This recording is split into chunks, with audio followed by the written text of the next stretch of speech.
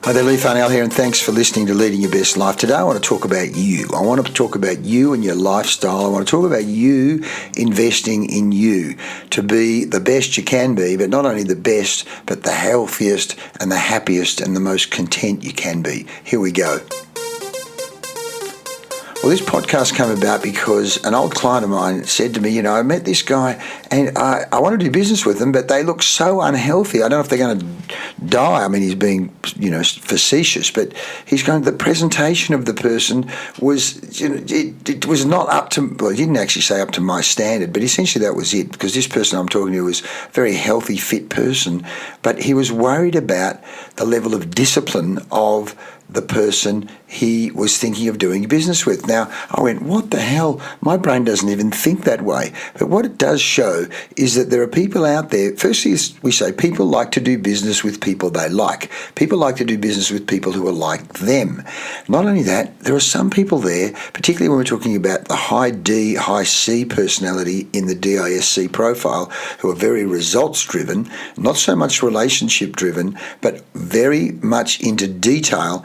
And the high C in particular is scanning for what is wrong with this person, what is wrong with this deal, what is wrong with this contract. You give them a document and within 2 seconds they'll say there's a mistake on page 325. So particularly when you're dealing with that kind of person, you need to know, I'm being evaluated here. As they say, that you never get a second chance to make a first impression. But don't worry about even other people's opinion. I'm interested in you being the best you can be. And I made a list of what we do when we work with organisations, work with companies, because we talk, yes, about organisational development and systems and structures and sales systems and lead generation systems and KPIs and all of those things. But at the end of the day, you, me, we're all human beings coming to work. So as a human being, to be the best we possibly can be, let's go through some of the things we need to have under control. We need goals. Goals. What do we want to achieve? Even today, what do we want to achieve? Health goals, relationship goals, money goals, happiness goals. Then there's life cycle, lifestyle, the balance between family, work and leisure. This is the year I did my master's degree in. Balance between family, work and leisure, and how that impacts your state of mental health and well-being.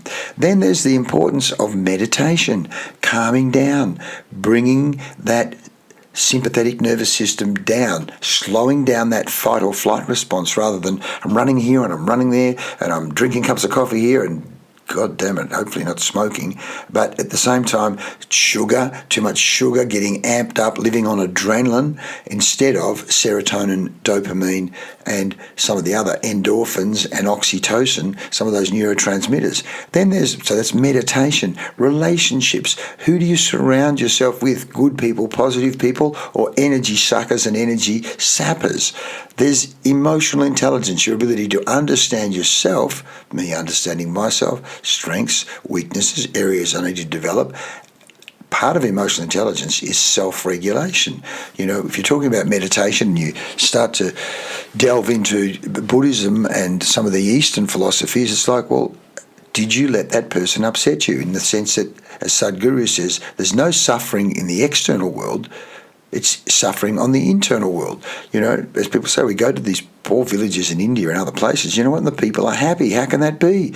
Aren't they suffering because they don't have 5-colour TVs and a Mercedes in the drive? No, they're happy on the inside. Why? Because they actually practice being happy. But emotional intelligence, self-regulation, understanding of self. Then physical exercise. Are you exercising in the morning or the afternoon or not at all? Are you getting your daily dose of serotonin, dopamine? Are you getting the opportunity to burn up those catecholamines, the stress chemicals? Diet.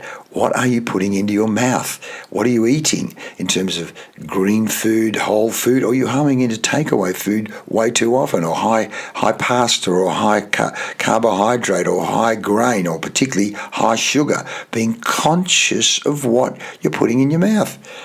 Doing some work at the moment with some people because it's like every morning tea they're having cupcakes, and every afternoon tea they're having cupcakes and cake.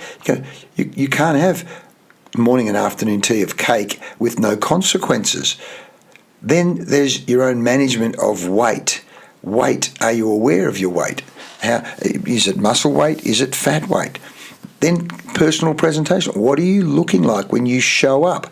Are you showing up dressed like a hobo? Are you in B2B sales and your shoes aren't clean? Can you tie a tie up, or are there sweat stains under the armpits of your white shirt, or sweat stains on your collar, or is your breath fresh? Have you cleaned your teeth, or is there still some green or bread in there from lunch? Personal presentation. You never get a second chance to make a first impression. Then there's your own attitude and paradigm, how you see the world. Do you see the world as cooperative and happy and healthy and a bright future, or do you see the world as pessimistic, and are you dwelling on fear? Because our glasses, the filters that we look at the world through, you're looking at rose-coloured glasses. The world looks way better through rose-coloured glasses than dark glasses, that's for sure, unless, of course, you're in super bright sunlight. But what glasses and paradigms and attitudes do you look at the world through? Then there's time management. How do you manage your time? Do you have lists? Do you chunk time? Is there discipline there? What about what you say yes to versus what you say no to? Are you doing things that you shouldn't or couldn't be doing because it's not a good use of your time? And then there's your belief system, your beliefs around yourself, your beliefs around money, your beliefs around other people. Are you believing that the people around you are good people, or are you believing everybody hates you? What are the stories you're telling yourself, which then starts to link into self-image and self-talk? These are all the things we want to work with, and we do work with people on, not just on the business side, but in terms of personal development, self-development, everything, as I say, from goals, diet, meditation, fight or flight system, managing stress, self-image, self-talk, visualization, affirmations, to help you be the very best you can be. If you're interested in this kind of thing, then do reach out, touch base, get access to our, let's just talk about this, which is the thing that I think would be most useful for you. What about our Goals to Affirmations worksheet as a starting point? Reach out, touch base. This is Leading Your Best Life. I want you to take action, daily action, because as Aristotle said, we are what we repeatedly do. Excellence then is not an act, but a habit. Your habits. Habits help you be the best you can be. Thanks for listening. I'll see you next time.